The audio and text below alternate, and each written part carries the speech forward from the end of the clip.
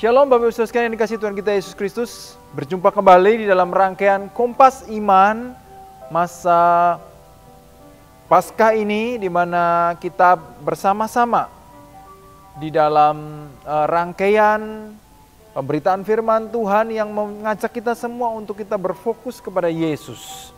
Di mana kemarin di dalam rangkaian Jumat Agung kita sudah melihat betapa penderitaan Yesus sampai dengan mati di salib untuk menebus kita manusia berdosa. Dan kita tahu bahwa besok hari Minggu kita akan bersama-sama boleh memperingati, mengimani bahwa Tuhan Yesus sudah bangkit, Dia sudah menang atas maut. Dan saat ini dalam rangkaian Kompas Iman kita akan merenungkan bahwa Yesus adalah satu-satunya kebenaran dan hidup. Yesus adalah the true life. Yesus adalah kehidupan yang sejati. Firman Tuhan yang jelas dinyatakan di dalam Yohanes 11 ayat yang ke-25 sampai yang ke-27 dikatakan demikian, jawab Yesus, "Akulah kebangkitan dan hidup. Barang siapa percaya kepadaku, ia akan hidup walaupun ia sudah mati. Dan setiap orang yang hidup dan yang percaya kepadaku tidak akan mati selama-lamanya. Percayakah engkau akan hal ini?" Jawab Marta, "Ya Tuhan, aku percaya bahwa engkaulah Mesias anak Allah, Dia yang akan datang ke dalam dunia." Bapak Ibu Saudara sekalian yang dikasihi Tuhan kita Yesus Kristus, Yesus dengan jelas menyatakan, "Akulah kebangkitan dan hidup. Barang siapa percaya kepada aku, ia akan hidup walaupun ia sudah mati." Setiap manusia dalam dunia ini pasti akan mengalami kematian. Tidak ada seorang pun di dalam sejarah hidup manusia dari sejak manusia pertama sampai dengan manusia yang terakhir nanti. Setiap orang pasti akan mengalami kematian. Dan kematian merupakan suatu hal yang begitu menakutkan bagi setiap orang. Kita semua takut menghadapi kematian. Karena sepertinya kita tidak tahu seperti apakah kehidupan setelah kita meninggalkan dunia ini. 1 menit setelah kita menutup mata dan mengakhiri hidup kita dalam dunia ini, menghembuskan nafas kita yang terakhir. 1 menit setelah kita meninggalkan dunia ini, 1 menit setelah kita menghembuskan nafas kita yang terakhir, kemanakah manusia? Seperti apakah kehidupannya? Itu penuh dengan tanda tanya yang besar sekali bagi setiap orang yang ada dalam dunia ini. Maka sebab itu kita tidak mudah. Kita begitu bergumul, kita begitu takut, kita begitu khawatir, kita begitu tidak bisa tenang ketika kita mendengar atau berhadapan dengan kematian. Kita semua ingin tahu, kita ingin sebuah kepastian seperti apakah kehidupan setelah kita meninggalkan dunia ini. Seperti apakah kehidupan kita ketika kita sudah meninggalkan dunia ini. Banyak agama berusaha mencari jawabannya. Mereka mencari tahu, dan mencari tahu. Tetapi tidak ada satu agama pun dalam dunia ini yang bisa memberikan kepastian kecuali Tuhan kita Yesus Kristus. Ketika Tuhan Yesus Kristus berkata dengan jelas, "Akulah kebangkitan dan hidup, barang siapa percaya kepadaku, ia akan hidup walaupun ia sudah mati." Konteks ayat ini dengan jelas kalau kita membaca seluruh kisah dalam Yohanes pasal 11 ini adalah kisah tentang Lazarus yang dibangkitkan oleh Tuhan Yesus. Lazarus, kita tahu ceritanya, Lazarus pada saat itu sedang sakit dan Maria dan Marta mengirimkan berita kepada Tuhan Yesus bahwa Dia yang engkau kasih, Lazarus yang engkau kasih sedang sakit keras. Cepatlah datang kemari, berdoalah supaya Lazarus bisa sembuh. Tapi Tuhan Yesus sengaja menunda kedatangannya 2 hari. Sehingga akhirnya Lazarus meninggal.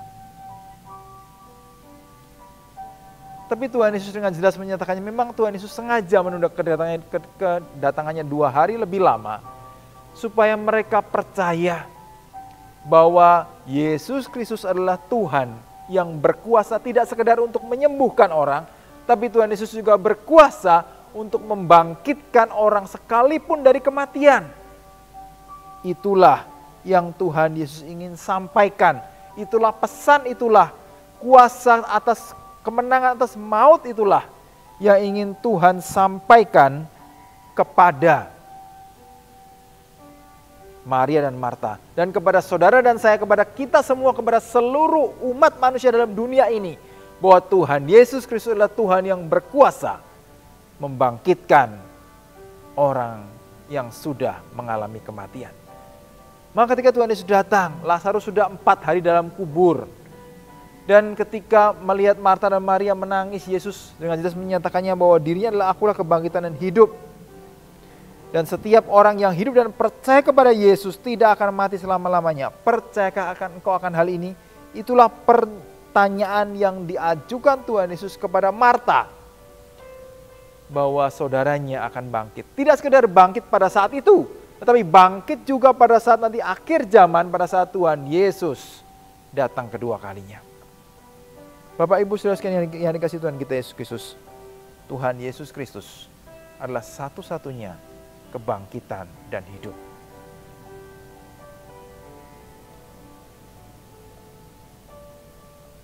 Apakah kita percaya bahwa Yesus adalah satu-satunya kebangkitan dan hidup? Apa artinya ketika Tuhan Yesus berkata, akulah kebangkitan dan hidup. Barang siapa percaya kepadaku, ia tidak akan mati selama-lamanya. Jelas dikatakan firman Tuhan, jika Yesus sudah dibangkitkan, maka kita semua akan juga mengalami kebangkitan dan menerima tubuh yang baru, tubuh kemuliaan, bukan tubuh yang berdosa yang seperti yang sekarang kita diami.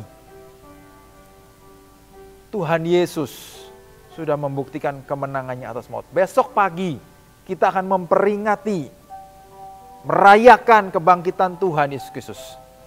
Banyak orang mungkin sampai sekarang mungkin masih banyak orang yang meragukan. Bahkan mungkin tidak percaya kalau Yesus sudah bangkit. Masa iya? Apakah benar Tuhan Yesus bangkit? Apakah sungguh-sungguh Tuhan Yesus itu sudah bangkit? Ataukah itu sekedar sebuah rekayasa, teori konspirasi yang dirancang oleh para murid-murid pada saat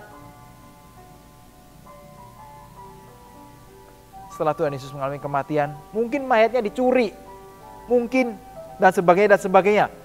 Teori-teori yang menyatakan bahwa meragukan akan kebangkitan Yesus. Tapi kalau jelas kita melihat dalam firman Tuhan, bahwa dinyatakan Yesus sudah bangkit. Meskipun ada dusta mahkamah agama yang disebarkan, bahwa murid-muridnya itu mencuri mayat Yesus dalam Injil Matius. Tapi jelas dikatakan bahwa firman Tuhan, Yesus sudah bangkit. Pertanyaannya mengapa? Mengapa tidak mungkin murid-murid saat itu mencuri mayat Tuhan Yesus? Jawabannya jelas. Murid-murid pada saat itu begitu ketakutan, sehingga mereka jangankan mereka mencuri mayat Tuhan Yesus, mereka tidak berani keluar rumah. Untuk keluar rumah pun mereka begitu takut sekali, luar biasa, karena mereka takut dihukum salib yang sama yang dialami Tuhan Yesus. Maka ketika Tuhan Yesus bangkit dan menampakkan diri kepada murid-muridnya, maka semua pintu terkunci, tidak ada yang terbuka. Itu menunjukkan bahwa murid-murid begitu takut luar biasa. Dan satu berita yang luar biasa dinyatakan di dalam Injil Yohanes pasal yang ke-20. Ketika Maria Magdalena, Yohana istri Kusa, dan kemudian Maria ibu Yesus datang ke kubur dan melihat kubur itu sudah kosong, sudah terbuka. Batu penutup itu sudah terguling, maka ketika kubur itu sudah kosong, maka Maria itu menyampaikan kabar berita bahwa Tuhan Yesus sudah bangkit dari kematian. Dan satu hal yang menarik dikatakan Injil Yohanes dikatakan, maka datanglah Simon Petrus juga menyusul dia dan masuk ke dalam kubur itu. Ia melihat kain kapan terletak di tanah, sedang kain peluh yang tadinya ada di kepala Yesus tidak terletak dekat kain kapan itu, tapi agak di samping di tempat yang lain dan sudah tergulung. Bapak Ibu saudara sekalian yang dikasihi Tuhan kita Yesus Kristus. Di sini dikatakan bahwa ketika Simon Petrus masuk dalam kubur, ia sudah melihat kain kafan itu terletak di tanah, dan kain peluh yang ada di muka Tuhan Yesus yang dililitkan di muka Tuhan Yesus itu tergulung di samping tempat kepala jenazah Tuhan Yesus dibaringkan pada saat dikuburkan. Bapak Ibu Saudara yang dikasihi Tuhan Yesus Kristus. Ketika Simon Petrus itu menyusul dan masuk, dia melihat. Nah, istilah melihat di sini dalam bahasa aslinya itu dipakai kata tereo, itu bukan sekedar melihat dengan sepintas lalu, tapi Simon Petrus pada saat dia melihat peristiwa itu, dia melihat sambil dia berpikir apa yang sedang terjadi. Dia ingin berusaha memahami, dia melihat kejadian itu dan dia berusaha memahami apa sebetulnya yang terjadi dengan Tuhan Yesus Kristus. Dan ketika dia melihat kain kafan itu terbuka dan kain kafan itu ada di tanah dan kemudian kain penutup kepala itu yang mengikat muka Tuhan Yesus itu tergulung dengan rapi, maka Simon Petrus tahu dengan jelas bahwa dia teringat akan berita yang pernah disampaikan Tuhan Yesus bahwa pada hari yang ketiga Tuhan Yesus akan bangkit menang atas kematian. Dan itu betul-betul terjadi. Karena tidak mungkin seorang pencuri yang mencuri mayat akan berusaha untuk melepaskan kain kafan, bahkan melepaskan kain yang mengikat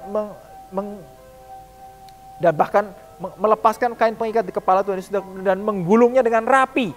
Itu tidak mungkin dilakukan oleh pencuri. Pencuri akan buru-buru segera pergi, membawa pergi apa yang dicurinya. Tidak akan mungkin melakukan hal itu. Dan satu-satunya yang mungkin terjadi adalah Tuhan Yesus sudah bangkit. Dia sudah menang atas maut. Oleh sebab itulah maka murid-murid, kita tahu semua murid Tuhan Yesus mengalami kematian dengan cara yang mengerikan.